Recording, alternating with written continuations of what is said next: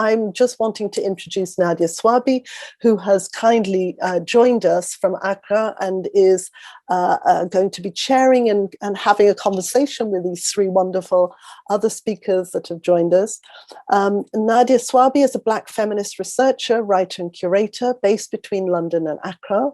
Her practice engages archives, ethnography, photography, film, and the imagination to explore the gendered and diasporic dimensions of Black being and Black becoming. Nydia is an editor of Feminist Review and co-edited a recent issue on archives in July 2020.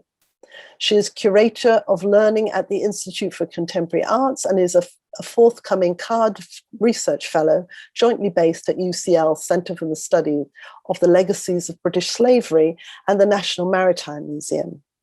Nydia is currently writing a speculative biography about Pan-African feminist Amy Ashwood Garvey that uses her archive, life, and activism to ask broader questions about the futurity of Black feminist archives and archival research. And that's by Lawrence and Wishart for the summer of 2022. So welcome, Nydia, and I'll hand you over now to introduce our wonderful speakers and our event for tonight. Thank you. Thank you very much, Roshini, for that introduction. And thank you also to you and Barbie and Lola for coordinating this event and inviting me to chair. I'm really excited to chair this evening's discussion called Archival Disorientation, featuring presentations from Barby Asante, Malika, Imhotep, and Nathalie Anguezomo Bikoro. I'm going to just briefly give you an outline of what to expect for tonight's discussion and then introduce our panelists. So each of the panelists will give a presentation for about 10 to 15 minutes, and then we'll take about a 10-minute break, and we'll come back for a discussion that will be chaired by me for about 30 minutes, and then we'll accept questions from the audience, as Roshini said. And really the aim of this panel was to invite the panelists to draw on their practice to reflect on the following prompts. Which tools should we draw on to undo the impasse facing archival studies? And if the archive has a purpose, what is it and how might we shatter its limitations? And the conversation really aims to explore these different range of different methodologies that these artists draw on in order to produce archival disorientation through experimentation, diasporic memory, rituals, and pleasure. The order of tonight's speakers will be first Barby Asante. Barby is an artist, curator, educator, and healer in training. Her practice is concerned with the politics of place, space, and the ever-present histories and legacies of slavery and colonialism. Her recent projects include, among many others, These Shoots Need to Grow, an invocation with the Aswata Collective, which was featured at Sensing the Planet by Serpentine Gallery at the Darling Trust just recently in October 2021. To Make Love is to recreate ourselves over and over again, a soliloquy to heartbreak. And To Make Love is to create ourselves over and over again, a love poem for Audre Lorde. This was also performed with the Aswata Collective at Kettle's Yard in Cambridge 2021. And as well, A Declaration of Independence, which was performed at the Diasporic Pavilion, Venice in 2017, the Library of Performing Arts, Baltic Gateshead in 2019, and Bergen Kustal 2020, and the Brent Biennale in 2020. Barby is a lecturer in Fine Art Critical Studies at Goldsmiths University of London and a PhD candidate at the University of Westminster.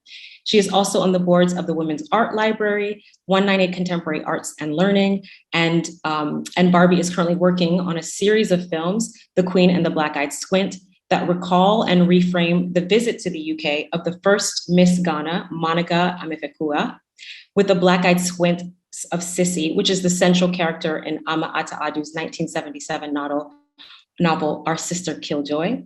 These next series of films will be shown at Goma in Glasgow in 2022. Our next speaker will be Malika Imhotep. Ra is a Black feminist researcher, writer, and performance artist from Atlanta, Georgia, currently pursuing a PhD in African diaspora studies and new media studies from the University of California.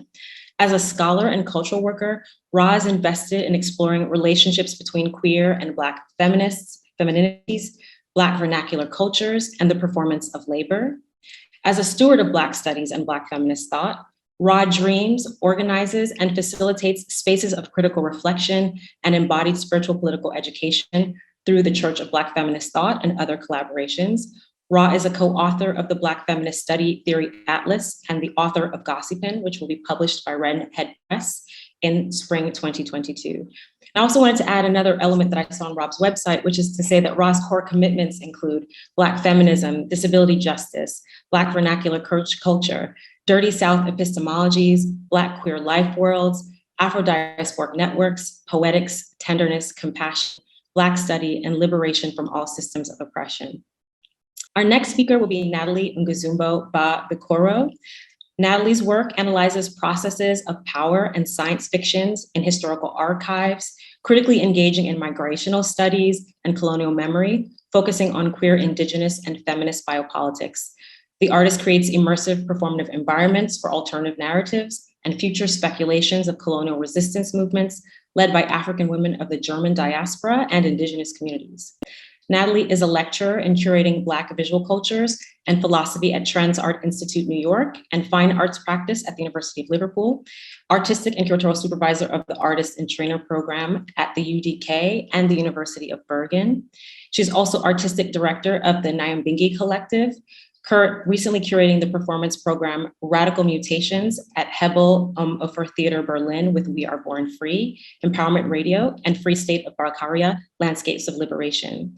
She moderates the annual Berlinale Film Festival and currently has an artistic fellowship from the Goethe Institute in Bahia, Salvador, and is the Turn 2 Award Fellow Curator at NCAI Nairobi.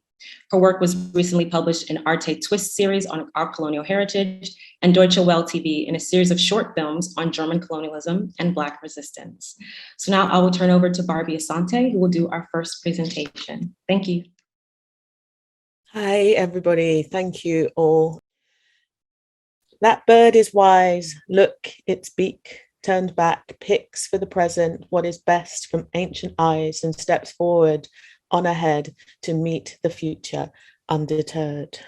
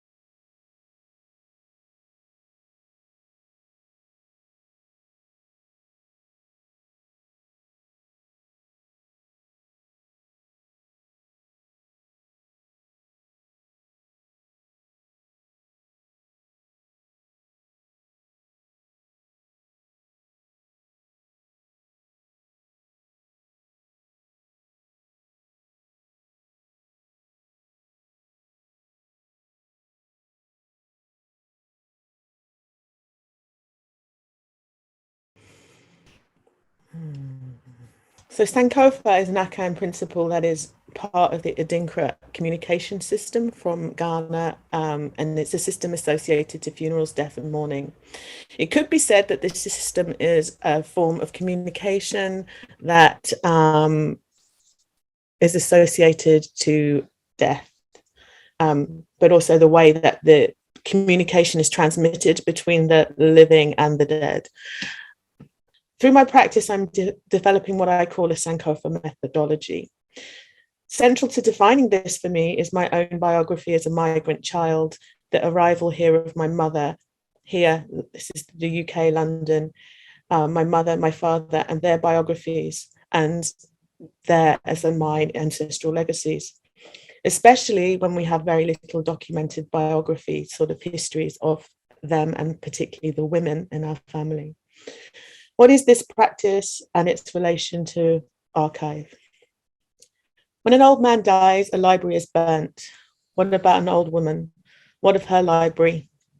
On the 25th of June, 2016, Dinah Kwansama Edwin Badin left this world joyfully singing songs of praise, 102 years of singing joyfully taken to the other side. She took with her her songs, along with her stories, her recipes, her jokes, her grooming techniques, knowledge of the before the men started plotting the downfall of the British. They didn't know that the women they were plotting to.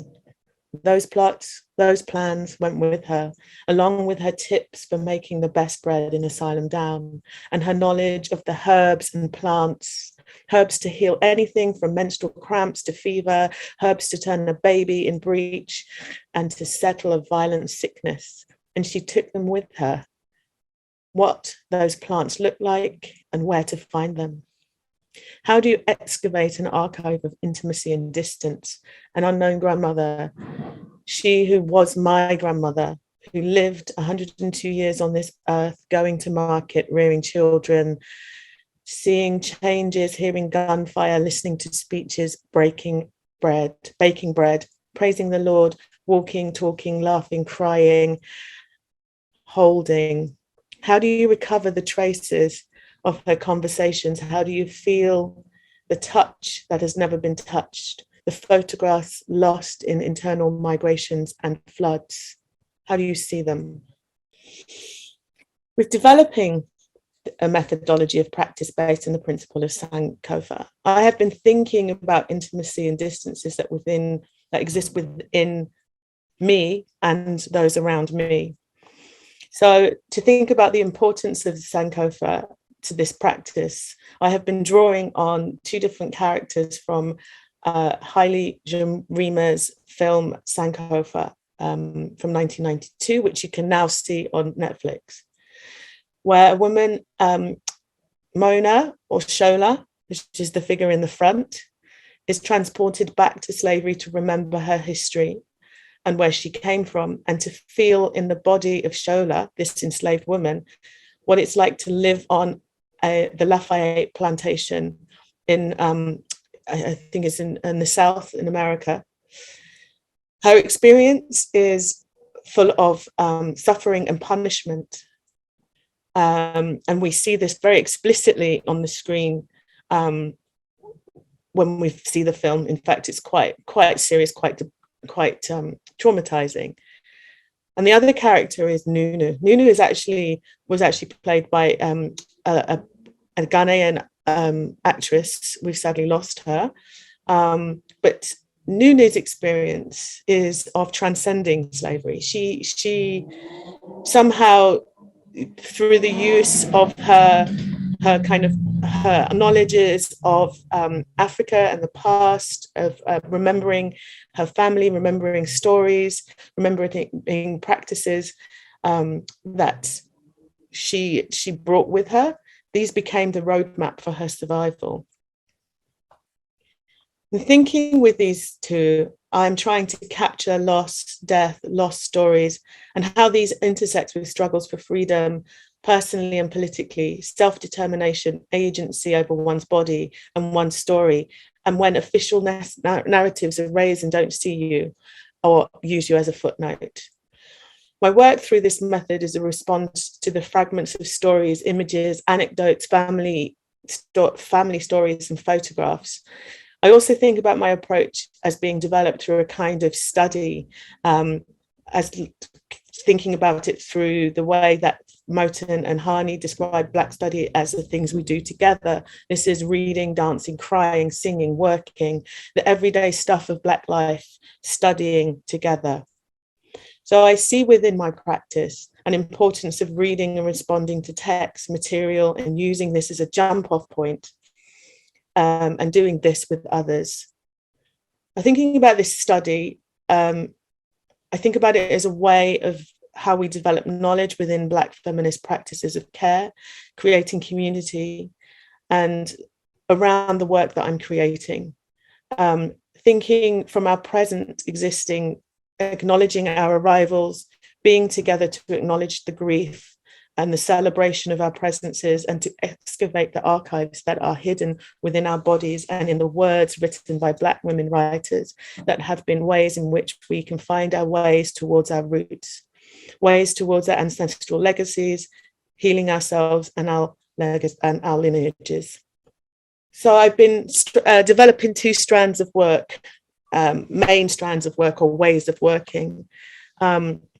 One strand has been thinking about how one connects to those you don't know, such as my grandmother and other women, through the exploration of fragments of my own family archive and memories, through a kind of excavation and also reenactment.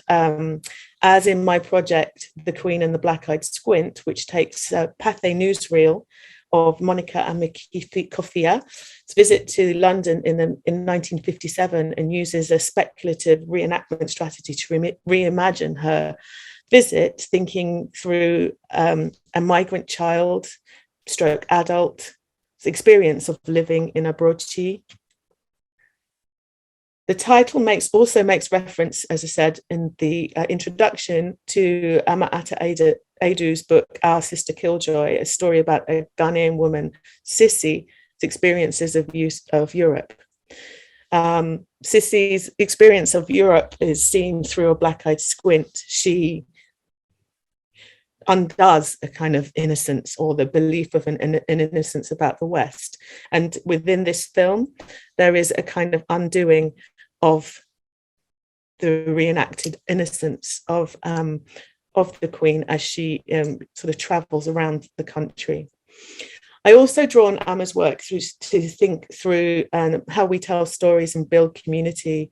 And so this ongoing work that I've been doing, which is called Declaration of Independence, begins with Emma's poem, as always, a painful declaration of independence, which speaks not just of the idea of independence from colonizer and colonial rule, but also a woman's agency over herself and her life choices. This is the space of the unknown, but it's also the space of possibility. Declaration of Independence thinks about the space of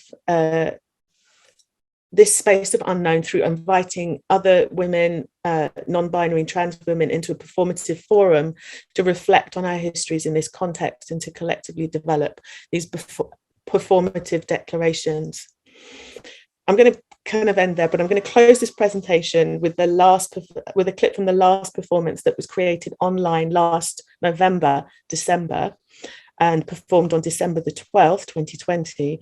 But before I play this clip, I want to preface it with an extract from a text I wrote for a book put together by Bach in Utrecht, by Maria Hadlava, Rachel Rakes and Jana van Heesvik, which was called Towards the Not Yet, Art as Public Practice.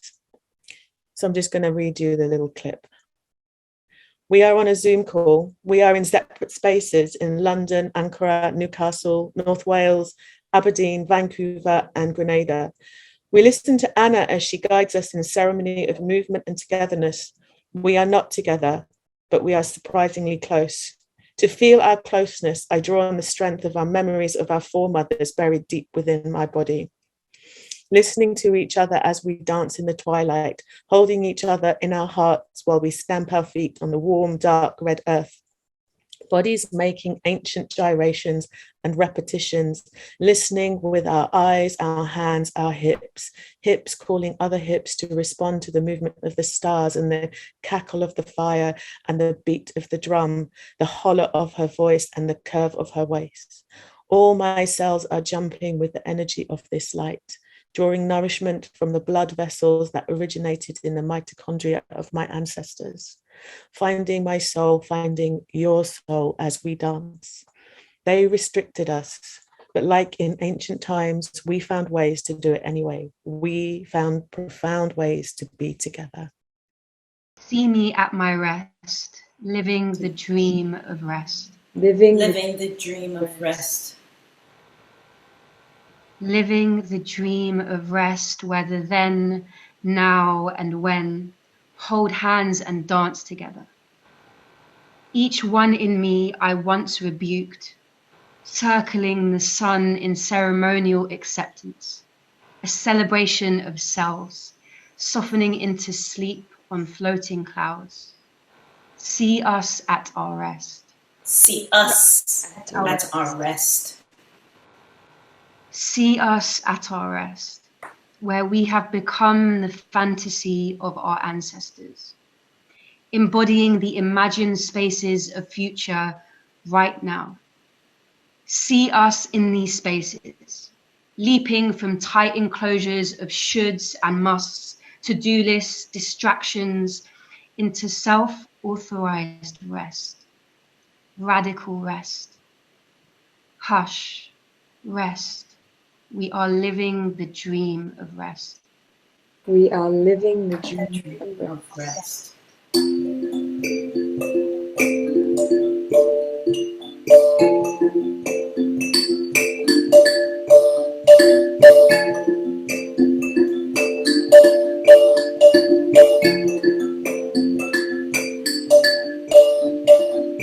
Where do I come from? My spirit was created from an abundance of love, from all the stuff one would find in the heavens above. The same as you is the same as me. We all share the same amount of uncertainty. All my cells are alive. They thrive. I thrive. We are alive. We all want to be free. Please take a knee and listen to me. Listen to me. Listen to me. Listen to me. Listen to me. Ask me again where I come from. Everywhere. Yes, I declare, everywhere. We grow, we bloom, we abound. We grow, we bloom, we abound. Thank you very much. Thank you very much, Barbie. Next, we'll hear from Ra.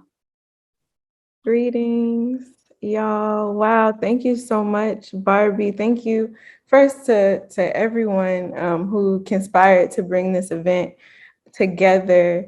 I am so moved, I think, because while like I'm a US-based scholar studying at UC Berkeley, and my work in this current iteration deals with the US South, a lot of my formative experiences that set me towards this level of like doctoral research actually happened between the UK and Ghana, where I was studying in my final years of undergrad, where I got the chance to work with Numbi Arts, and through Numbi Arts met with a group of young creatives that were going by the Lonely Londoners, Rihanna J. Park, Pellin Keskin, Kareem Reed. And when being here, I'm reminded of just the ways being in a diasporic nexus of cultural production allowed me to get a sense of myself as a creator and myself as a part of an artistic community, and myself as someone with something to say. So I'm kind of flush with like gratitude right now. And I also want to name like some more recent collaborations I've done with artists and scholars, Amani Robinson and Rhea Dillon. And I'm currently a part of a transnational collaboration called the Claudia Jones Project, which is again thinking through diaspora, particularly as it pertains to the archive of Claudia Jones. And so this invitation was kind of right on time, even though I don't customarily think of myself as like a formal archival scholar. I recognize in preparing my remarks that so much of my creative work, so much of my cultural work and organizing is actually about this question of the archive and this question of archival disorientation. So with that, I'm gonna share my screen, read these remarks. When I rehearsed, this was about 15 minutes. I'll begin. Gossiping and other methods of safekeeping. I'm sitting at brunch with colleagues when a smile breaks through the fog of one Saturday morning. My phone beeps. I have received 2 black and white photos of my mother. The gray text bubble beneath them reads, middle high school graduation, do not share. The first digital render of time-worn photo paper is a graduation headshot. My mother's high school class ring sits almost too high up on the knuckle of her right ring finger. Her natural halos out just beyond her ears, her lips part in an almost smile, and her eyes, bright almond-shaped moons against the black of her skin, that I am told are my grandmother's before hers and mine now, rest their gaze just above the camera. The second is just slightly out of focus and framed by a glare from the flash I presumed my mother's cousin Linda used when taking a picture of the photo she found in her mother, my great aunt Shirley's dresser countertop archive. The picture I see is the upper right corner of a sepia-tinged portrait of my mother. Younger than in the first, she wears her hair in short and permed with flat bangs. There are flowers pinned to the left shoulder of a sleeveless tank. There is no smile. Her gaze is distant, maybe downtrodden, and I find myself wanting to ask the girl in the image, what's wrong? After brunch, I call my mother. She laughs about the photos. As I had suspected, my cousin Linda, who periodically finds things my mother knew to be lost, sent them over randomly. The first, the high school graduation photo, fills my mother up with pride. At that age, I really look like you, she says. So beautiful, and those eyes. I ask her about the second. When was that taken? She pauses. It was a real sad day, she recounts. She graduated from middle school the same year my grandfather died in a fire, trying to save some woman. My mother was 13, and on the day captured in the photograph, felt the weight of her father's absence as she attempted to celebrate. I couldn't do anything, she tells me, in a voice that sounds just as young and disappointed as her eyes in the photograph. She took the photo and then went to her uncle's house looking for any bit of her father that might make her feel less lonely. All this feeling captured and held in my Aunt Shirley's bedroom dresser for 40 plus years, now staring up at me from an iPhone screen, out of focus, but no less real. My eyes stare at this now sacred corner of a photograph. I wonder if the photographer asked my mother to smile. I imagined her feeling annoyed by the process and completely over this act of spectacle making, but knowing someone, likely my Aunt Shirley or her sister Lil, would insist. I wonder how the people who cared for my mother dealt with the moodiness and depression that accompanied her adolescent grief. I wonder how my mother willed herself out of bed that morning and how often had she cried herself to sleep. I force myself to stop traveling down this road as it begins to trigger my own sense of loss. The women in my family have an affinity for shrines and altars. I haven't sat on a couch in a home from Atlanta to North Carolina to Queens to the Bronx to Brooklyn without some relic of history staring back at me from a wall or countertop. I believe this practice of collection warrants the same type of valorization given to big libraries with endowments. That Black women's intimate spaces have long been the places folks and their stuff go for safekeeping seems to me something worth paying attention to. What does it mean to keep safe, to watch over? It is more than a mere holding on or hoarding. It is an intentioned protection of the object and the feeling, value, affect that the object holds. F, as Bell Hooks writes, historically, Black women have resisted white supremacist domination by working to establish home place. It does not matter that sexism assigned them this role. It is more important that they took this conventional role and expanded it to include caring for one another, for children, for Black men in ways that elevated our spirits, that kept us from despair, that taught some of us to be revolutionaries able to struggle for freedom, end quote. Then the idea of Black women's intimate space as valid archive is a concept that resists white supremacist domination by keeping objects and the memories they hold safe from institutions.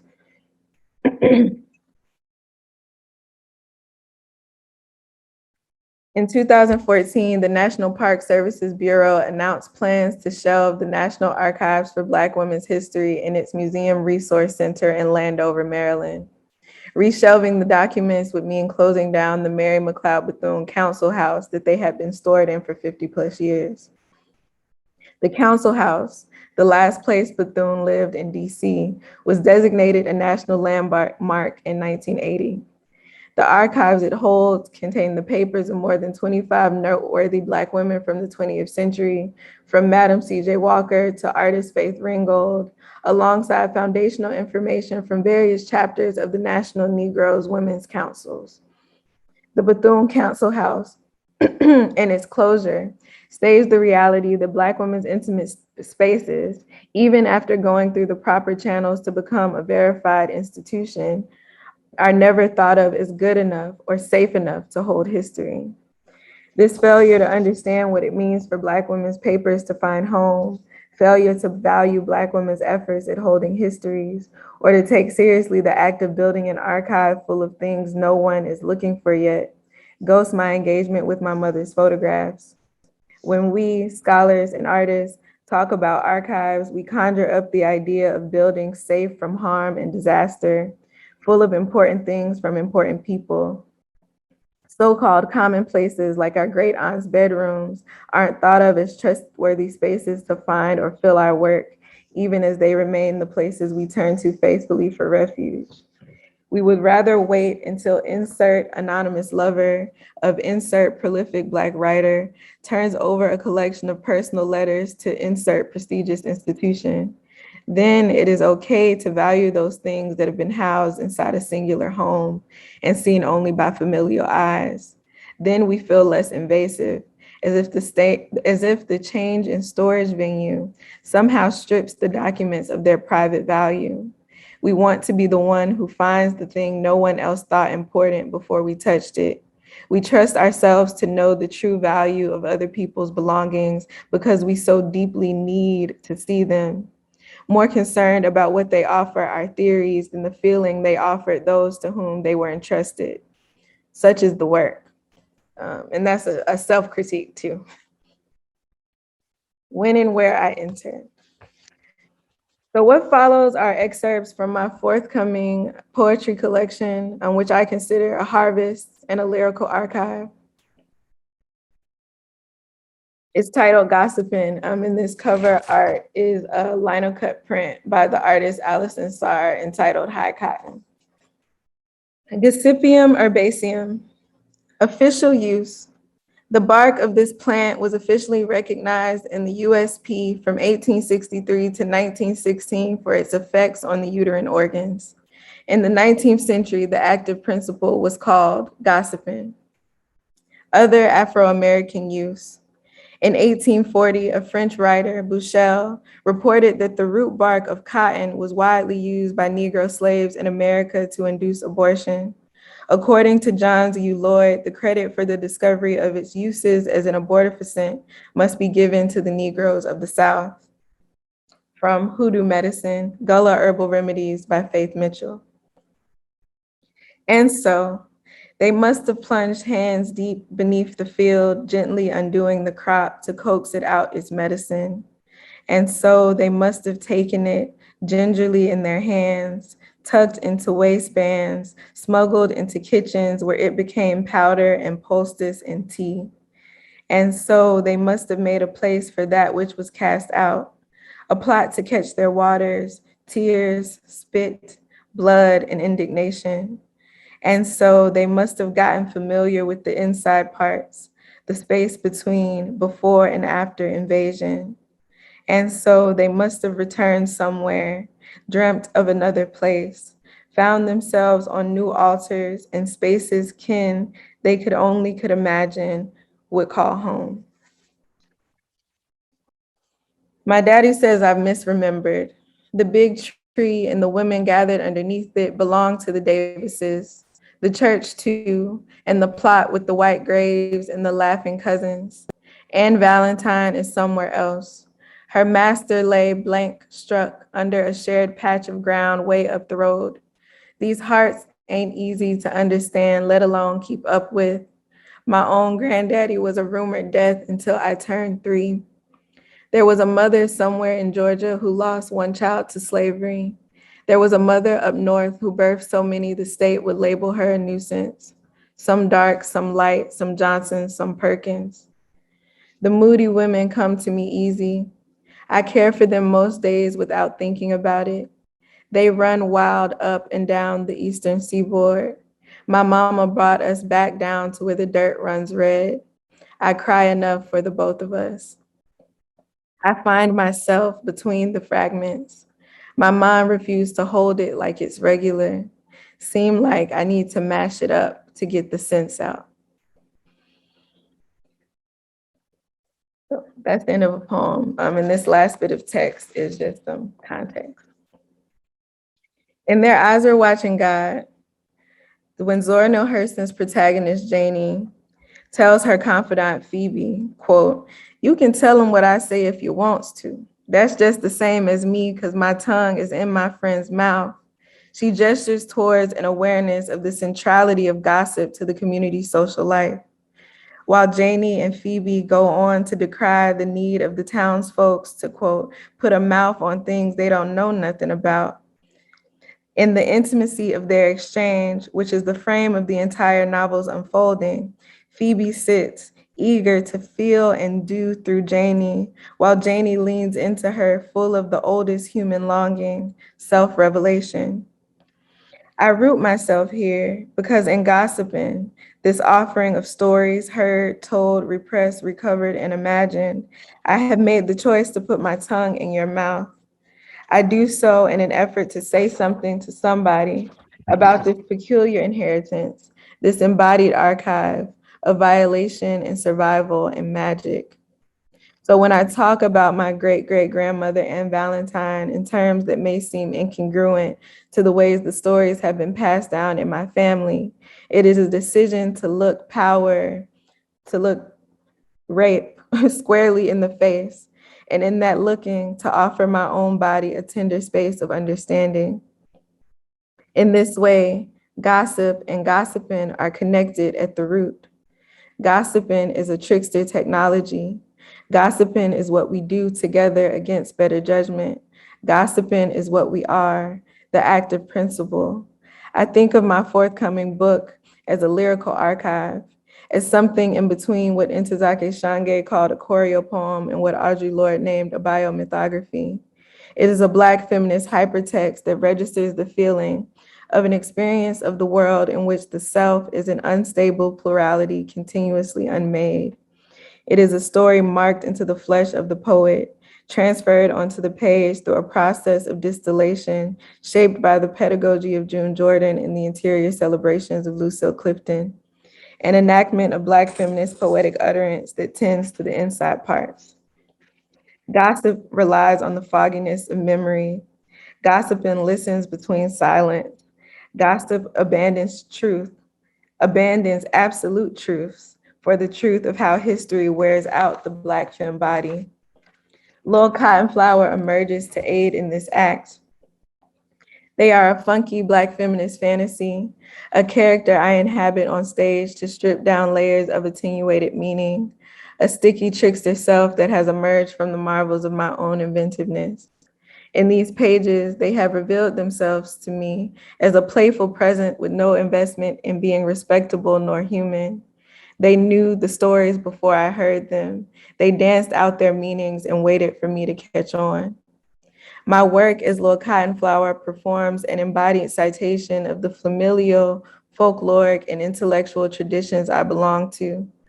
Utilizing the choreographic aesthetics of burlesque, I literally interpret the words of Black feminist theorist and cultural critic Hortense Spillers, who wrote, I must strip down through layers of attenuated meaning, made and accessed in time, over time, attributed by a particular historical order, end quote.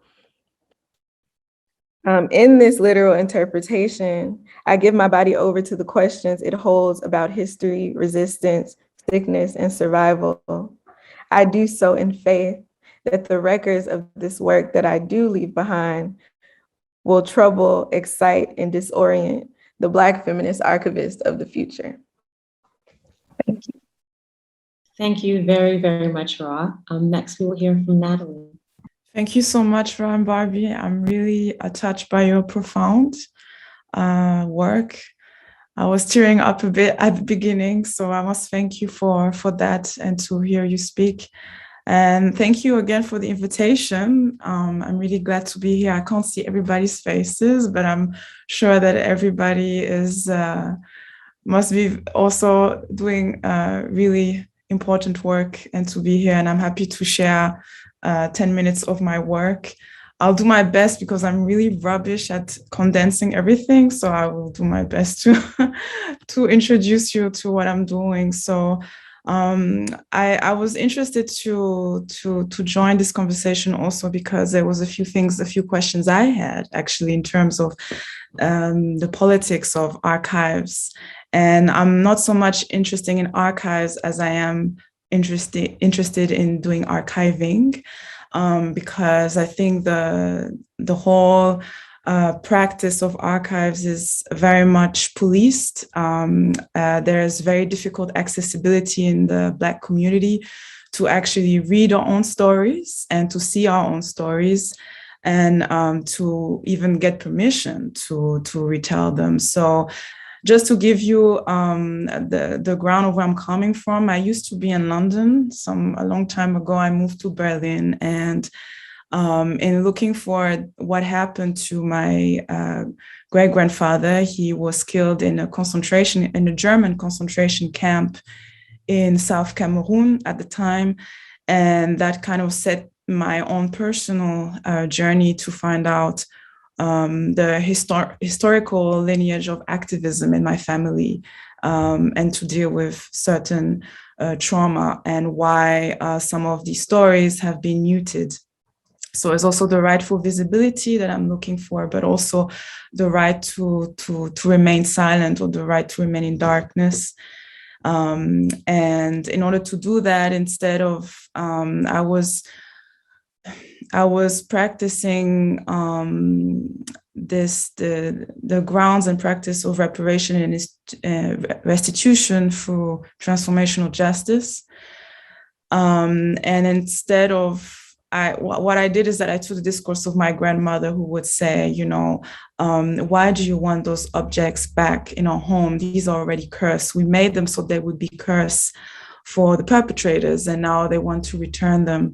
And what she was basically highlighting was that, you can't have reparation restitution if you only think about restitution of objects, but you have to think about also the stories of people, and also women, for example, that were also sold or in this industry of sex trafficking, for example, that is still continuing. It's a long history of colonial entanglements. And so actually my work is very much looking for the traces of Black women that were organizing independent movements across 3 continents, but in the locality of Berlin. And why it's important, because here the institutions are very violent in terms of who can have access to it, what happens to you when you're inside of them, how you are policed, how you are allowed to tell the story, and what is the permission that you can get. So I'm just going to share my screen. So I wanted to focus one of my longer projects called On the Ruins of Paradise, which is basically looking at the stories of Black women, but instead of perpetrating or re-exotifying their images and having to redisplay their bodies, I wanted to think about the testimonies that they left behind. So the ruins, thinking about the ruins of architecture and the ruins of colonial legacies of war, and this idea of paradise, of what was invented through the colonial fantasies in the German context, notably. So actually one of the things that was really important for me was the production industry in film and in music. And nobody created already research or discourses here in the German context in terms of the archives of film. And there were a lot of Black women protagonists, especially during the Weimar Republic productions. A lot of them were not filmed on the continent as they would claim, but they were filmed actually locally in our neighborhoods in Berlin. And so actually a lot of the neighborhoods in Berlin were completely transformed into African villages. They were also transformed into human zoos. They were also, the same locations were also used for experimenting gas chambers against people in the Second World War. And what I wanted to do was transform the narratives of these women, how they would reappear, because what I understood is that in the archives, what we read and what we find is also a work of fiction. And the work of fiction is based on the voice of the white male who decides who would tell the story and how it should look like in order to amplify their own vision and their own politics. So therefore, what was left over, the women who were speaking, were very much erased of the story. And what was very important was looking at the ruinations and the traces left over and what was being discarded. So I transformed some of these basically fascist films. Instead of showing them, I retransformed them by going to the same locations and basically working with the direct descendants of the soldiers of war who were imprisoned in Berlin, and also the descendants of the white German generals, and creating their own narratives of emancipation and kind of deconstructing and dismantling the violence of the film, especially in the Second World War, because by the time of the Second World War, the women are completely disappearing off of screen. And so what I tried to do is that at the very beginning, it was very difficult for me because I wanted to be able to tell the stories of these women, to say that they existed.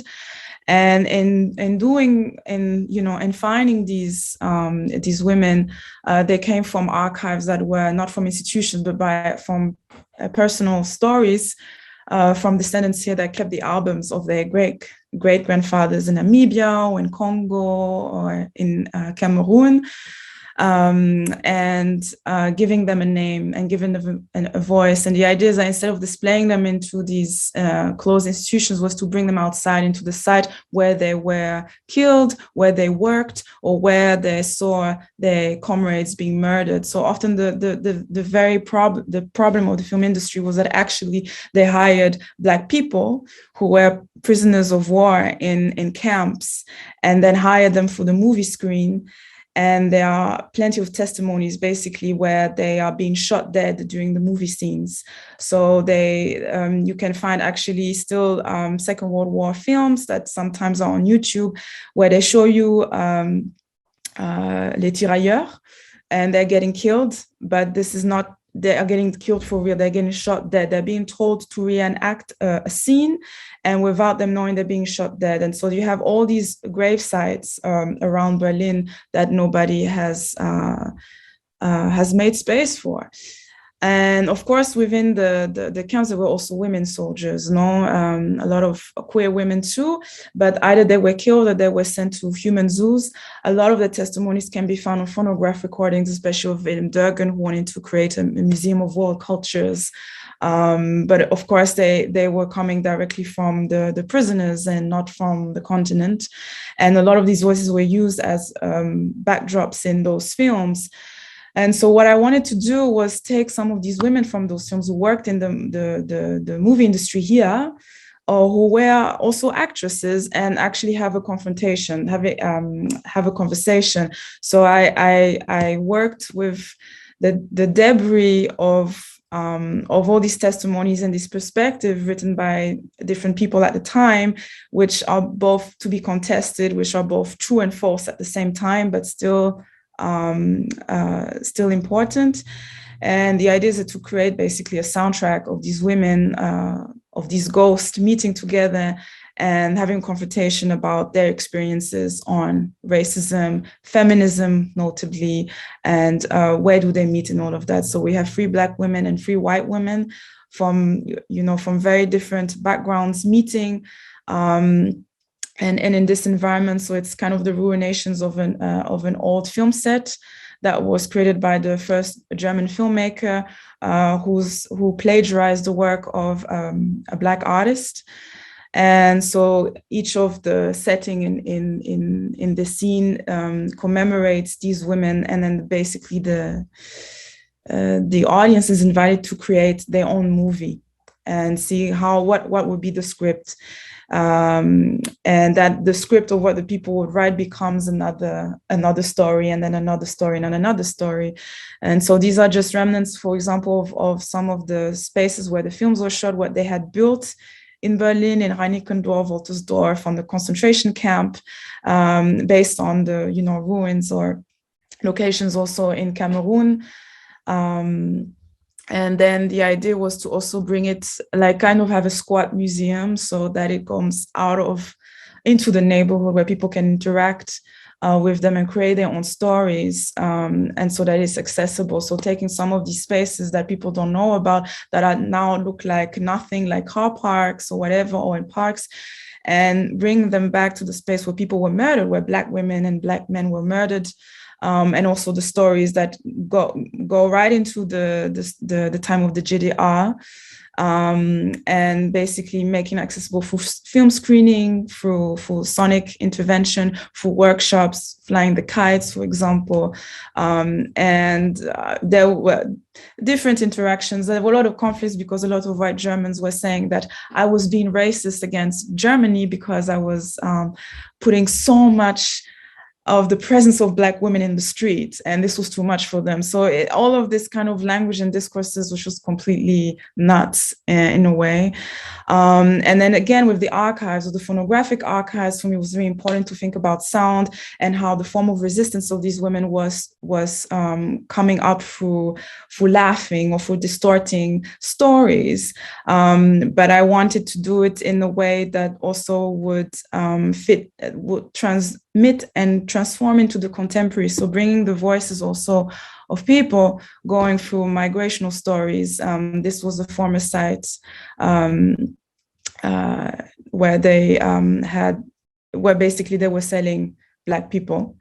But the history was completely denied, and then this work was banned because the church next door didn't want to see it. So again, who is permitted to tell the stories? What is really important for me is to create also immersive environments, so that these spaces are also spaces of ritual that can last a few nights or a few days, and to transform the whole situation and to share people's stories and intimacy, and acts of performativity that are very abstract, but also it's a work of labor and of grief. And that people can take away some of these elements, some of this material with them to create a different ritual. One of the most important sites for me was going back to the colonial camp where they housed over 9,000 soldiers.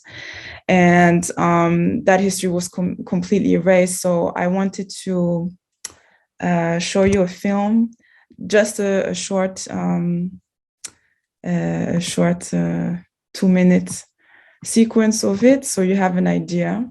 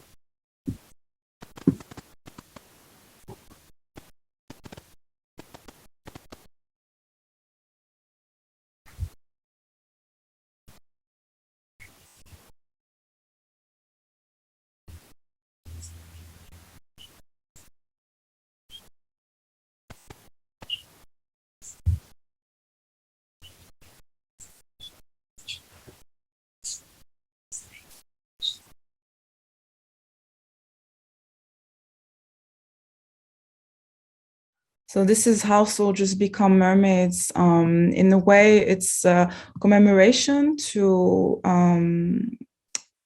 those soldiers who had died, but notably the women. The text in this performance film is also the text that was being read out through the phonographic archive. So instead of replaying them and redisplaying those voices, it's actually then the idea is that the descendants would speak again and understand the story, because actually what we see, especially in white German academia, is that everything is so dissected and put into discourses, but they don't understand the meaning. A lot of it, when they speak, it's poetry, really, it's political, it's to camouflage a certain message to the descendants so that only the descendants understand.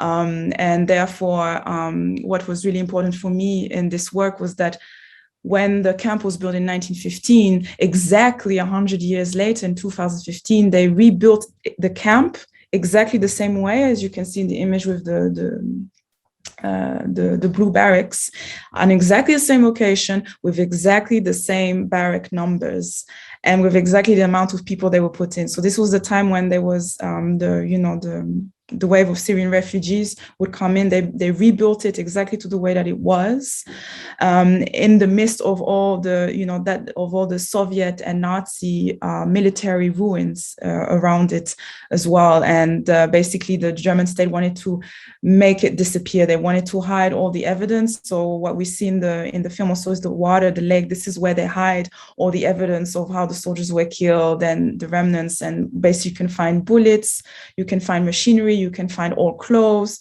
And the idea is that the ruins actually start to speak. They emit a vibration. So through this work, a lot of the sound that you hear with the zzz humming is actually the vibration, the frequencies of these objects and these plants that are telling the testimonies or the voices of these people.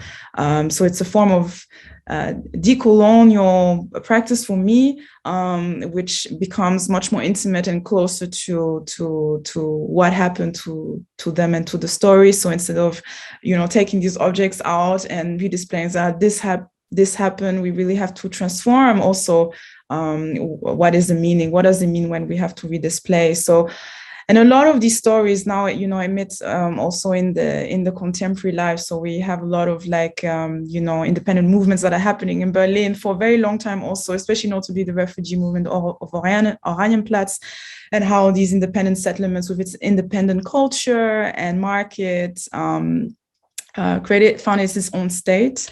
But were completely erased by the police, right? Brutally erased by the police. And actually some of these stories, it's impossible to find them because the state disappeared, or a lot of basically white German people came to take the things for themselves without giving it access to the people who are still alive. So it's very difficult for the diaspora, for example, to tell their own story. And what was important for me now, this is the current what I'm doing, it's very fresh, it's still ongoing. It's called Barrakia Square, or Free State of Barrakia, which looks at the formal squat settlement from 1870 that was built by migrant workers and lower class families, which was coined as the Africa Village or the Africa Shanty Town. And it's creating spaces of safety and rest. So it's a bit like the underground movement in a way, where we provide free services and free consultation, and trying to make these archives accessible, amplifying on the erasure and on the policing of BIPOC people into those spaces to have access to their own stories. As it was notably with me, it was very difficult because it was really like I come at the door and they just throw you out because they don't like the way you look, even that you have permission to do so. And so we have to find alternatives to tell the stories and where we can find them. So we build it as we go.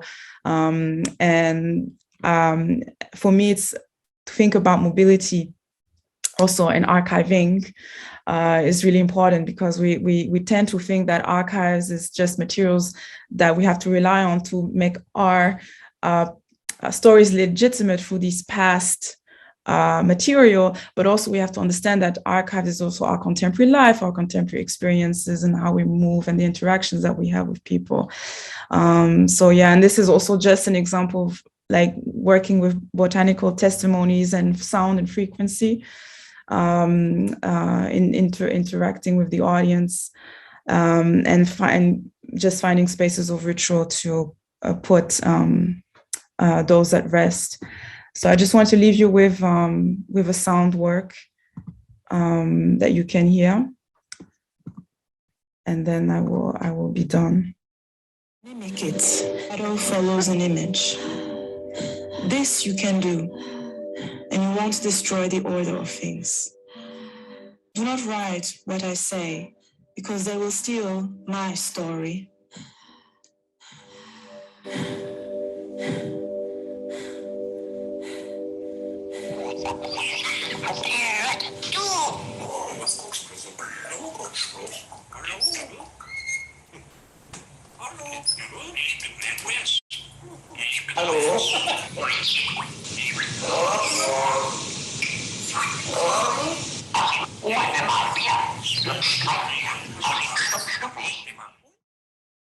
That was just an example. It's just a sample. Also, in terms of the archives and phonographic collections, you always hear the testimonies of what they call the subjects, so those who are being recorded, but never of the perpetrator. So the idea was to make a counter interaction with that by actually then recording the sound in Mimbang. So this is a small place in my home village where there was in the First World War between the Germans and the French in 1914. And so up until today, there haven't been any German settlements since the 1920s, but up until today, the pirates in that forest are speaking in German. And they are basically re-performing the conversations of the former German generals at the time who were living there. And it sounds like, like they are drunk or they are preparing certain things because they were domesticating a lot of animals too.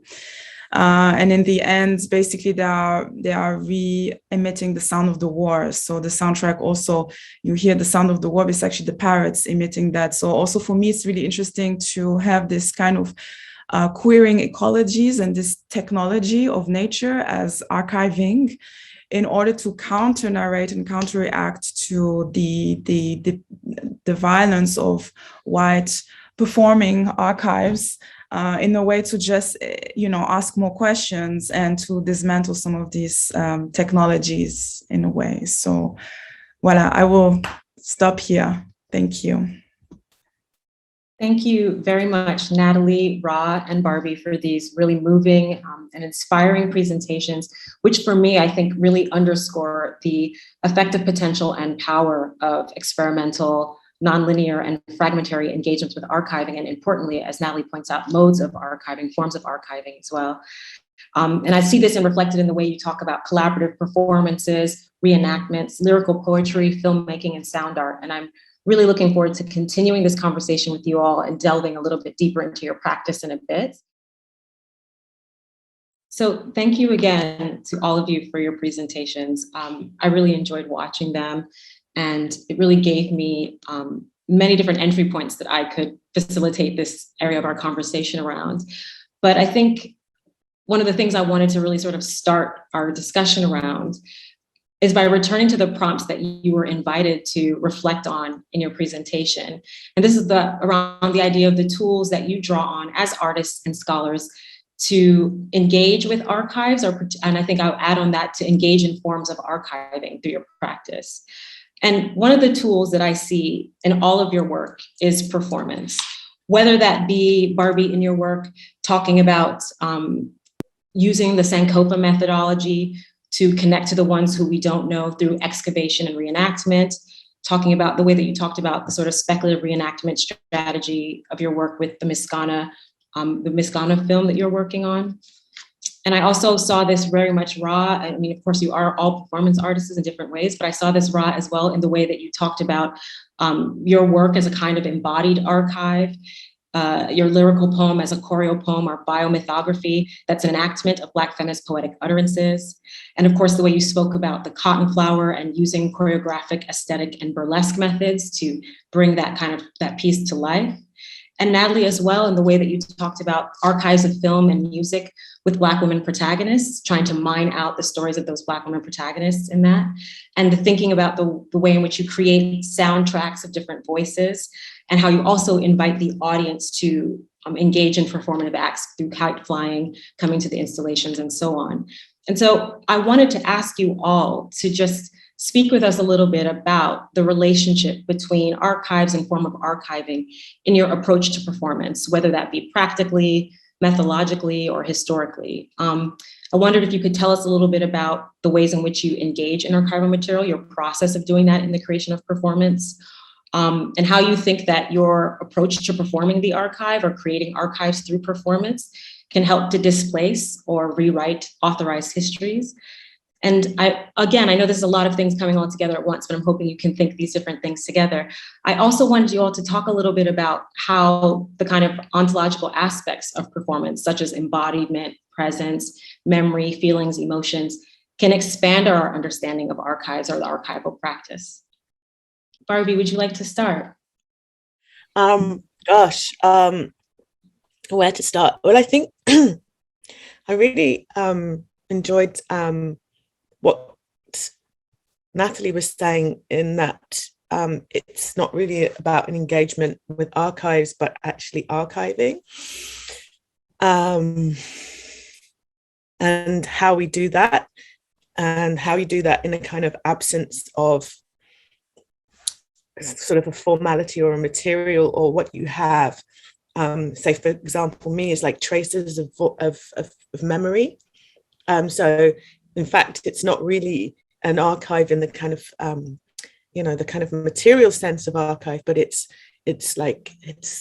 kind of a few words, sometimes words that are spoken with some caution or with some pain attached to them. They're words that are, or they're a photograph that has been taken, and the memory is a bit vague as to where or why it's been taken.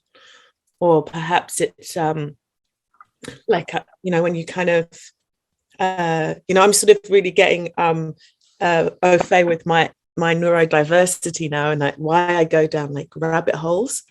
And I go down rabbit holes and, get distracted. But, it's how you find something that kind of takes you into another place. And often those archives are through our computer screens, because there's people that are finding things and thinking we should share that with other people. But then I also find things like the photograph I shared of, in fact, I think I have it somewhere, but I won't go and get it, of Monica Amakofia, was found on eBay because people dump things. And I have a whole practice of thinking about rescuing, whether that be, records or materials or, an outfit or something like that. I just feel like when I see it in a place and I'm just like, it shouldn't be there, I'm going to attempt to rescue it. So I suppose there's like ways, how do I bring those together? I haven't got enough patience for cataloging. I don't really want to catalog. I'm in dialogue with those materials. So I'm kind of making invitations for people to be in dialogue with those materials with me, trying to find ways that, and I think we all use the word intimacy, how we kind of connect with the distances that we have from those materials, like in a way, when I say distance, through our movements, through our inability to actually know those stories so clearly, or to know those things so clearly, that actually we also are intimate with them. And when I sort of make a description of, say, for example, the words that are uttered, say, from my mum, that are uttered cautiously or with pain or with kind of, kind of almost a little bit of a like, did I say that? I didn't mean to say that. I'm taking that back, kind of owning of the word, because they're kind of unsure about how it's landing or how it is. I think with that, it's like, how do you, I'm just trying to find ways of taking care of that and allowing that and giving space to that, and not trying to be too kind of rigid with that, but also trying to sort of upset and kind of find space for these things and for me and people like me to exist and be. And I think performance, see, I really resisted for a long time this notion that I'm even a performance artist. You know, I'm like, you know, getting invited to all these kind of performance things. I'm like, I don't do performance. So I don't think of myself as doing performance. I do like ritual. I kind of enter spaces and I bring something. I hold space. That's what I see that myself as doing, is I hold space for something to occur. I mean, if anything, I think I started was the thing where we're probably a bit more kind of, you know, thinking about performance. And actually, I'd probably more have started to think about performance since we got locked down. Like, so how do you do it? And then to think about it. But I don't necessarily think about performance. However, I do know that the work exists, and if it was to be kind of put in a kind of, you know, a genre kind of framework, you know, people do say, well, it's a performance, and, you know, Barby is a performance artist. But as much as I do that, I do reading groups, I do, you know, I teach, I do actions, I kind of pull together collectives, you know, I do a number of, I do one-to-one, you know, kind of mentoring, which I also see as part of that dialogue, which I think is, yeah, I think the performance just kind of becomes the way in which it kind of interfaces with audiences, or maybe, you know. Thank you for that, Barby. Rod, would you want to share something? Yeah. Wow.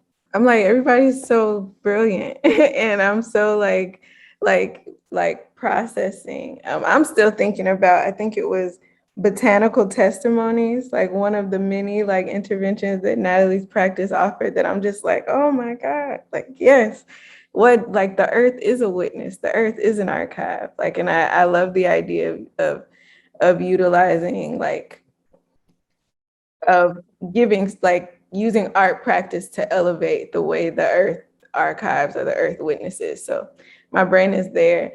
I think concerning performance, like, I'm starting to think more explicitly about the relationships between a kind of like a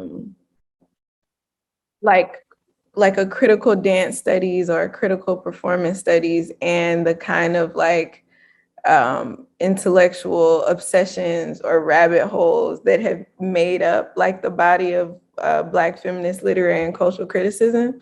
And I think that there is a really deep conversation. I think that, like, when I think about the US context, like, there are moments like Ntozake Shange's For Colored Girls on Broadway that were part of these landmark moments of like knowledge production too, and like moved and stimulated different archival processes. Or one story that's not so much performance, but like when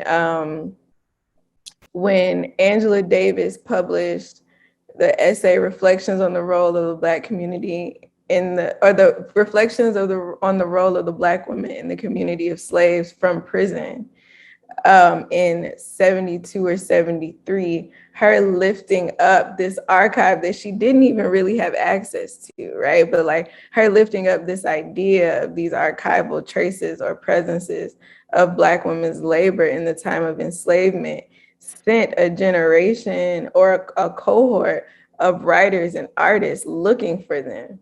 And out of that process, we get Toni Morrison's Beloved. Like, we get Toni Morrison going towards the story of Margaret Garner.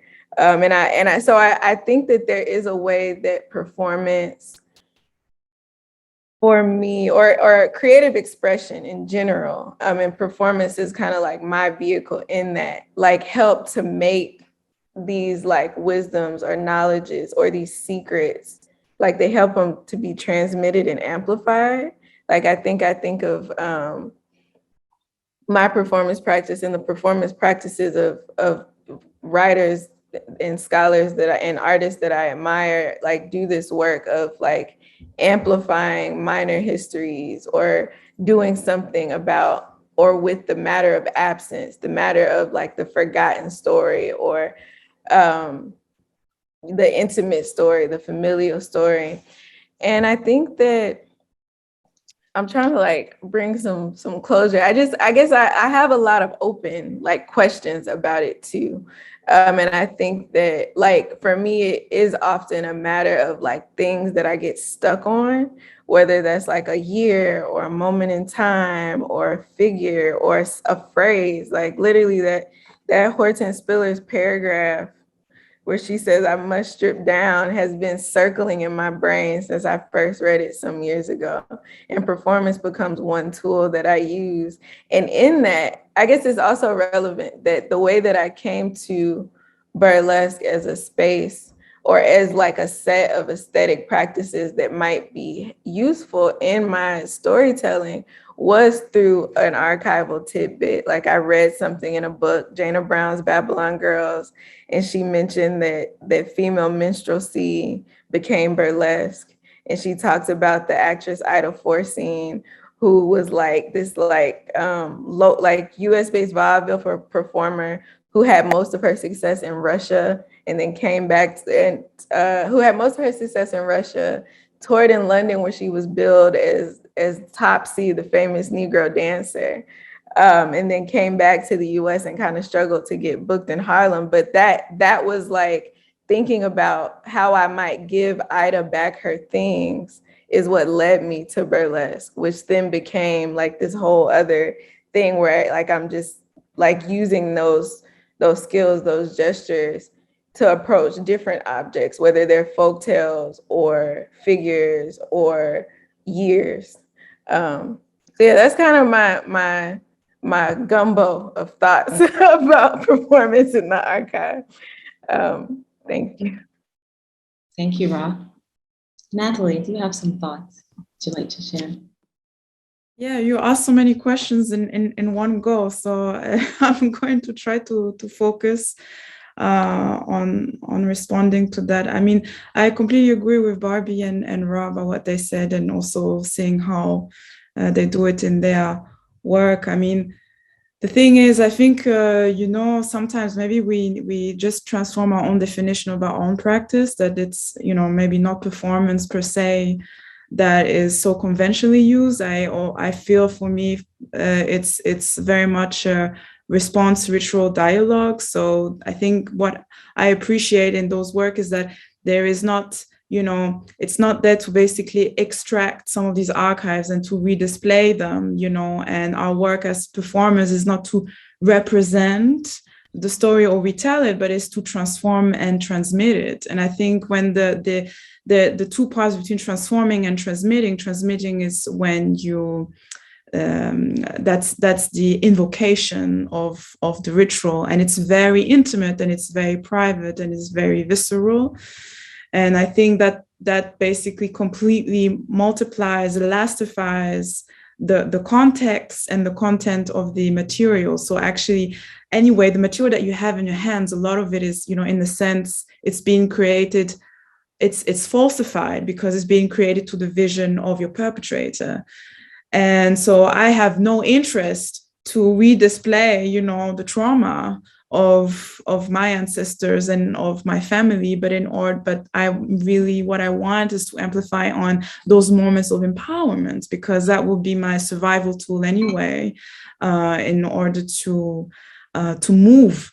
And so when we say we are, performing, it's really, we are also breaking it apart, because archive, if we stay in the moment of archive, that means we stay in the practice of the perpetrator, very much into this practice of violence and of displaying of exoticization, extraction, colonial language.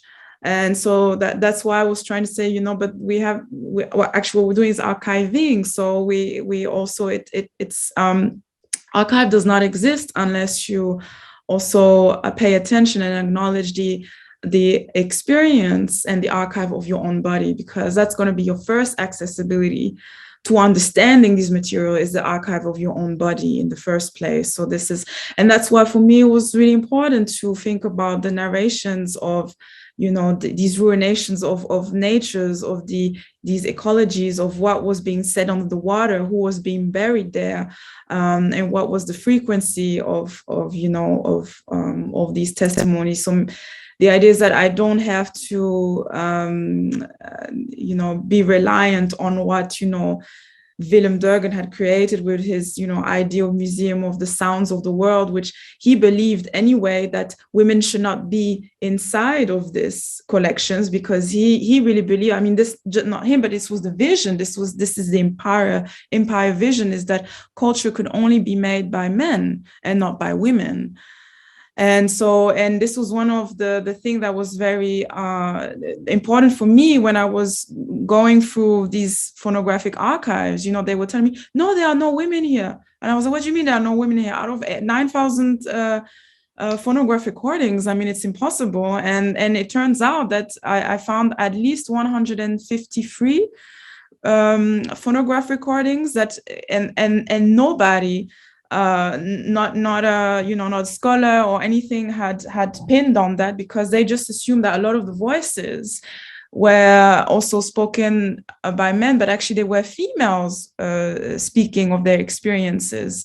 And on the document, it tells them that they are men, because it was impossible for Germans to even think that there were Black women soldiers captured in the war who were at the forefront. They could not accept that. So in order to erase that history, because history could only be masculinized and only patriarchal. So it was a total, it was completely disruptive to have the presence and the sonicity of women. And I think, I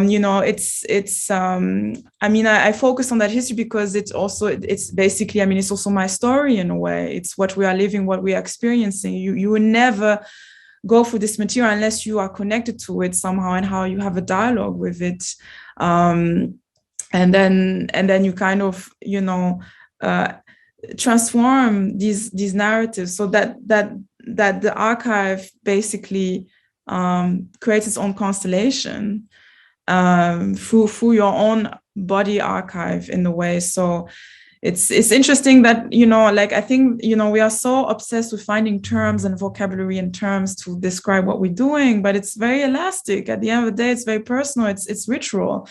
And, we are speaking with our own ancestors in our own way. And it doesn't need to be defined or coined or categorized in a way that we can create academic discourse around it. But I think it has to also be something that we have to also acknowledge that we don't know how to frame this. And that's okay. That's the power of it. That's the power of empowerment and completely dismantling this colonial process of archives into something that, that is an empowerment process for us. Yeah. Thank you, Nathalie. I really want to pick up on the way you talked, or where you all have spoken to this idea of ritual and perhaps diasporic memory rituals as being more significant than the idea of performance. Rather, performance and performing is simply just one of the tools, as I said before, but as a medium through which you try to amplify forgotten histories, recover different types of histories, and engage in a kind of intimacy with the archive, not as a kind of fixed or static thing, but as the idea that something that exists within us, that exists within our family histories, that exists within our communities, and so on. And so I would really love to hear you all reflect a bit on the place of memory in your kind of practice. One of the things the reason why I'm sort of asking that is when you each speak a little bit about finding something and it kind of staying in your head, and then you're kind of tracing that, you get stuck on a particular thing. And it seems like remembering your encounter with this film clip or this text or this thing that you might have seen on, in a relation with somebody else, kind of becomes the thing through which you start to think about how you can create your work. And so there's something about the place of memory, your own memories or the other memories that you seek to recover, that seems to be a critical part of your work as well.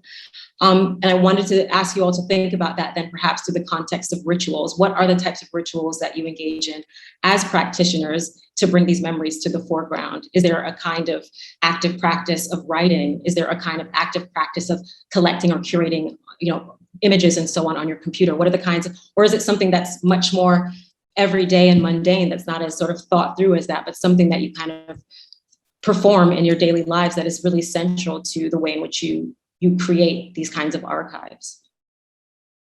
I haven't got the capacity to be doing things like every day or anything like that. I mean, basically, I think I'm too distracted, and I think it's the distraction that is that creates the possibility for ritual, because when I'm distracted, I know that I need to create a container or a kind of holding space.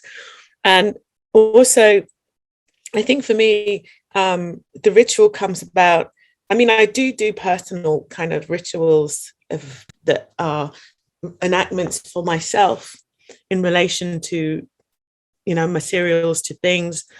But I feel like for me, it's always in dialogue with others. It's an invitation that I make to others to come and do this with me, to be in it with me. And I think there's a lot of power in the doing it with me. I just wanted to kind of think about that a bit more as well, because I'm thinking about the spaces in which we're doing this. And I was really struck about, kind of Nathalie. I mean, I've been in Berlin with Nathalie and talked about these things, being in different sites and being in different places, and the spaces in which we have to find ourselves to do these rituals, which are antagonistic to us. Okay, so I'm often doing mine within art spaces that often, particularly make an invitation now, particularly because, as I've written in my back text as well, because, people saw a Black man get lynched, basically. But what, we've been thinking about that for a really long time. So you come in and it's the thing is, I don't know if it is that I'm performing or there is a performative gesture that makes the invitation for me to arrive in there. And what I try to do in there is to kind of hold space for our story, for our ancestors, for our things. And what I would say happens is often is, because I'm very aware and cognizant of this kind of, these spaces not being for us, is is the disruption, is the thing that kind of sort of brings things up. And sometimes it's very upsetting for me to be in a space and experience the kind of ways in which people come back and backlash at you, even in a kind of friendly way, or a way that they think is quite helpful. But I don't know, I keep going back.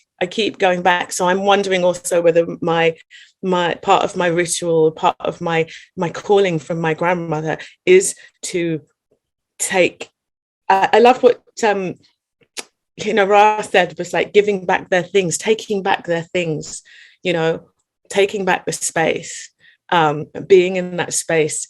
So in a sense, I kind of feel like there is something in the ritual that has to happen in these spaces, even if it upsets me or kind of makes me need to go to bed for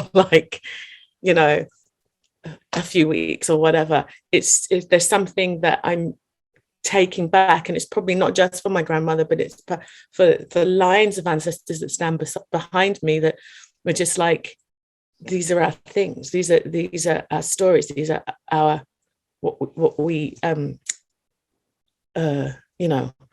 this is what we need to express. And so I want to follow on also from what Nathalie said about the amplifying and the transmitting and transmuting. That's transforming. That's what I think is kind of happening in those processes. Well, yeah. You want to speak to this? Yeah, I think a lot about, well, this hits me on two registers. One, it makes me think of the last chapter or the last essay in M. Jackie Alexander's Pedagogy of Crossing, where she narrates like Pedagogy of the Sacred, and she narrates like being on this archival search for this information about a geography that she knew, and she's like trying to figure it out in like the intellectual way. And then through a process of personal, intimate ritual, like gets a visitation from an ancestor who's like, actually, no, like that's not how you're going to tell this story. This is how you need to tell this story. And then the piece goes on to talk about and take seriously like spiritual labor.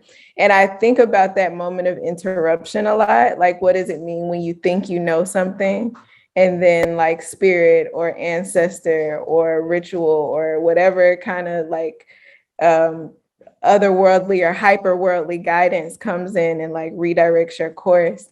And I feel like in my, I'm also thinking, Barby, about what you were saying earlier about how like there is a performative or like performance is one practice, but then there are this whole range of things that you do also, right? Like reading groups, mentoring, all this stuff. And I guess I'm thinking about the ways that ritual supports that work, or to speak for myself, like my ability to show up in those ways, like for the world, to the world, are grounded in a series of like personal and performative rituals. And I think that like I'm curious about like, I don't know if it's something like, I don't know if there are like practical steps, right, that I could like sit here and share, that I would be comfortable sitting here and sharing, but I am like sitting with the feeling of it and how in the venues that I perform in, whether they're like lecture halls or art galleries or stages, there's a way that there's a mechanism of consumption, there's a mechanism of like people thinking they already know what I'm there to do or what I'm there to represent. And I think for me, another thing that I'm working through, utilizing the space of burlesque, is like, what does it mean for me to have my rituals of self-possession, and like intentionally use them to disrupt like the presumed knowability of like my Black femme body presented in this way. And it's a trip. Like, I think like it's not fun and games at all. Like, it's definitely a process of like, that I've had to learn how to take even more ritualistically, as far as like when you're staging a subversion, like there's a weight of that on your body.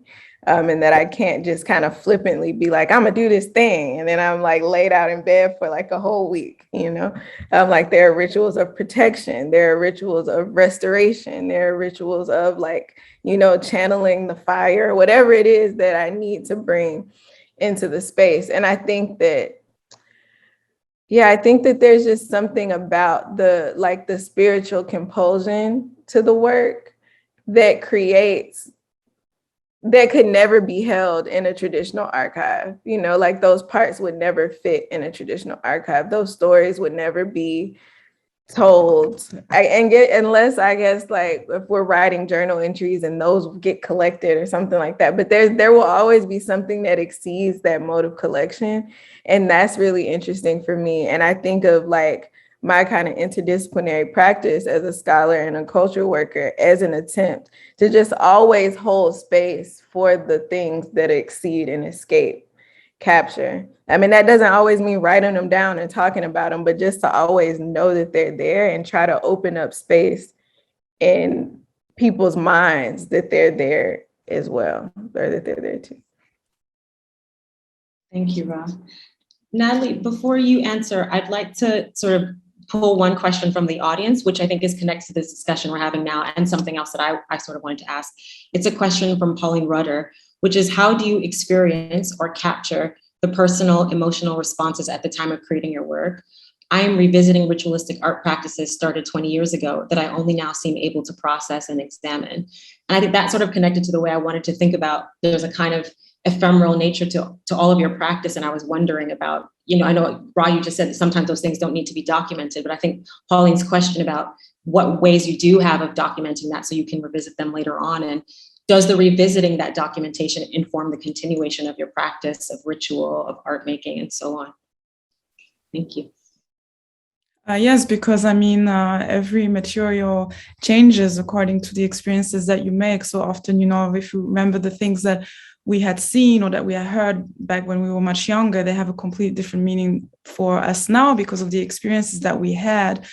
And I think it's really important around what you said also about, performing in spaces. I mean, that's why for me, it's really important to, as much as it can be very confrontational and very violent to do things in public spaces. But actually the performing also in these gallery settings, museums have been the worst. In terms of now after 15 years, I had to, it's like as if my body is testifying, and the archive is pulling out itself and saying, you must say no. Because actually, that's what we don't understand. A lot of the work of performance is, in the context, and maybe people know, whether it's in the context, in the frame of the theater or in the frame of an exhibition or a gallery, whatever, they are extremely violent places in terms of, how people tokenize you, how they extract you, how they can rape you, how they don't acknowledge your work, how they don't pay you. And this goes on and on and on and on, or even how people treat you. They expect, they see you represent, we represent an image to a whole audience. They don't see you as you and with your own experiences, but you represent something, they expect something.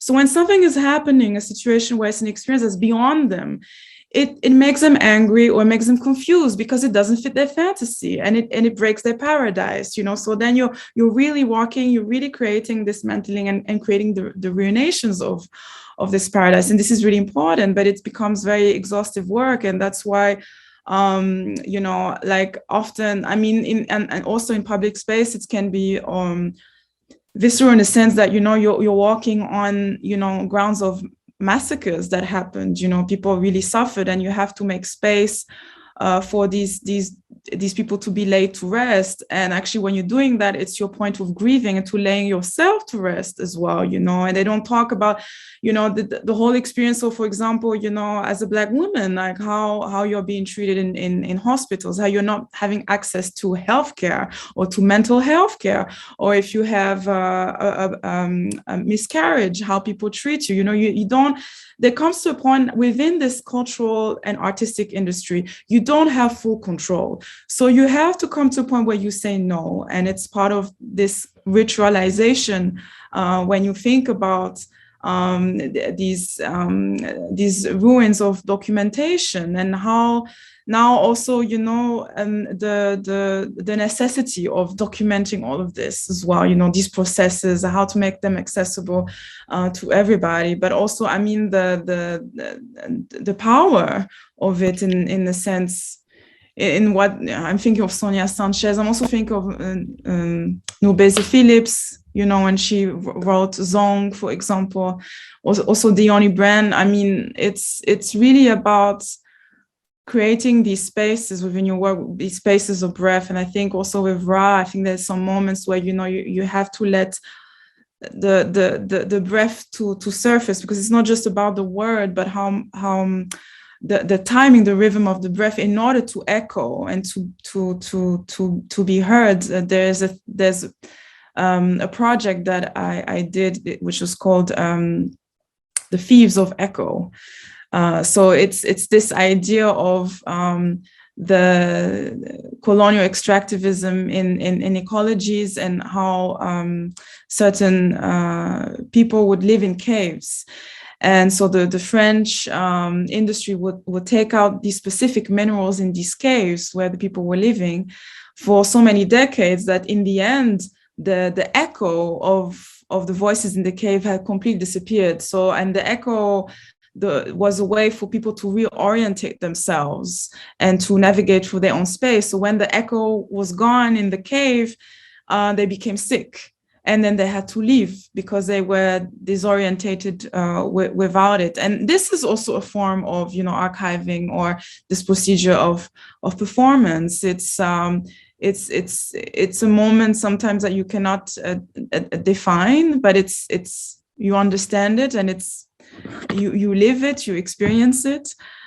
And it's important that it's, in a way that it's elastic, Also, I know that with Barby's work, it's really important to connecting with people is the grounds of our work in order for it to exist also, and it's extremely intimate. So this is what, you know, Sonia Sanchez is saying, is like building, loving, you know, is part of a revolutionary tool to contextualize this process in a way. But I think from what I'm hearing, I mean, we're all also, you know, we're still learning. We are unlearning also a lot of what we're doing, what we were trained to know. We are unlearning all of that, and this unlearning is very much reflecting in the practice as well. So.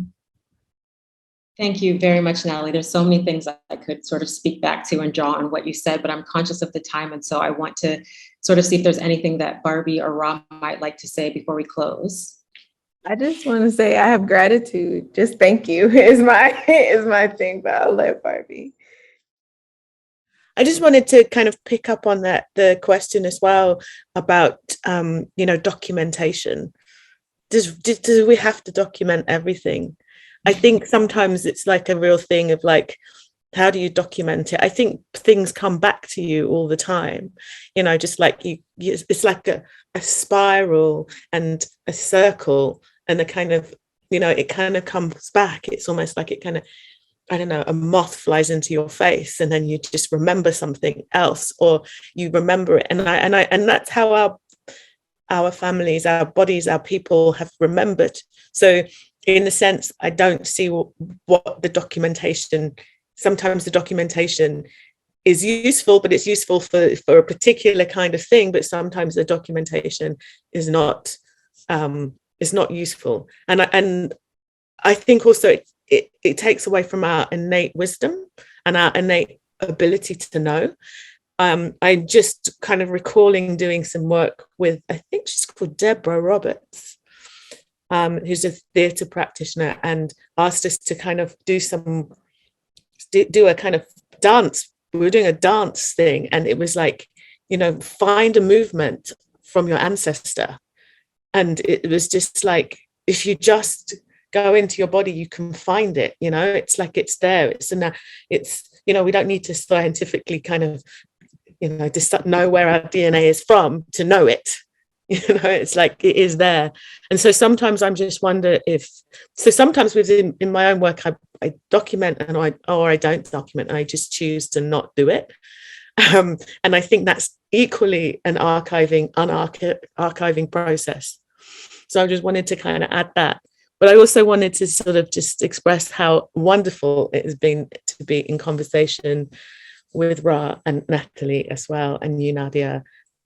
Because sometimes you just need to be with people so that you can know that you're thinking in the right in a space that is accepting. Mm-hmm. Yes, and I'll just like again say my gratitude and God is y'all are so inspiring that I thought I had nothing to say, and now I'm like, yes, non-traditional documentation. Or I think alongside you all, and I think alongside what you were just sharing, Barby, about withholding documentation. And I have, when I think about it, been experimenting with modes of documentation that do perform a withholding. Like, what happens if instead of transcribing notes, we draw a picture? Or what happens instead of a video, there's sound? Again, I'm thinking about even the different registers of frequency that Nathalie utilizes in their work around, and her work around like nature ecologies and things like that. So I'm definitely walking away from this conversation with a lot of inspiration to continue to think about like ways to unlearn and ways to challenge the kind of archival conventions that I've been trained in. So thank you all so much. Thank you. It's been very inspirational also. And I think, Barby, what's really interesting what you say also is basically also the right to our darkness. Not every ancestor wants to be seen or wants to be heard. They don't want. So we have to give that space also, and that respect to the right to mourn, to grieve, the right to remain, not silenced, but to remain in the darkness, because as and I think this is the trouble with this practice of documentation and archives, because it has to expose everything. And there's a real danger of that, because then it becomes a process of violence. Because when you can't see something, when your ancestor doesn't want you to see or hear you, and then you're trying to really evacuate out of it, you are perpetrating something that they don't want. And therefore you are creating an image, a monstrosity image of your own self also. And this is the colonial entanglement again. So that's why it's also good that with documentation, not everything has to be visible, in a sense accessible, that people want the proof that something happened or it's the truth, but also the documentation is the right to remain in the darkness, and to remain in their own space. And that's really important as well. Thank you both, and thank you, Nydia, also. It was really, really sweet, really great conversation. I really appreciate it. Well, thank you to all of you as well. I've really, really enjoyed listening to your presentations and your reflections on all the different ways in which we might even trouble the idea of the archive through resisting forms of documentation, resisting the idea that the archive is the only thing, rather that it's creating our own kind of archiving through forms of ritual, through forms of diasporic memory, through these types of conversations that we've had today. And I too have come away feeling really inspired about sort of unlearning some of the traditional ways in which I even think about my work in relation to the archive. So I'm grateful to you all for that and for your thoughts today. I'm gonna turn it over to Roshini, who I believe has some closing things that she's going to share. I just wanted to, I'm not going to beat that at all. It was a fantastic opportunity, and to listen to such wonderful speakers. So thank you so much. Thank you, Nydia, for your contributions and your thoughts about it. Thank you to our speakers. And I'd also just like to thank Lola and Lucy and Danielle, who are behind the scenes kind of organizing and did so much work in terms of getting this event together. So thank you as well. But just to thank you all very much, and goodbye. Thank you.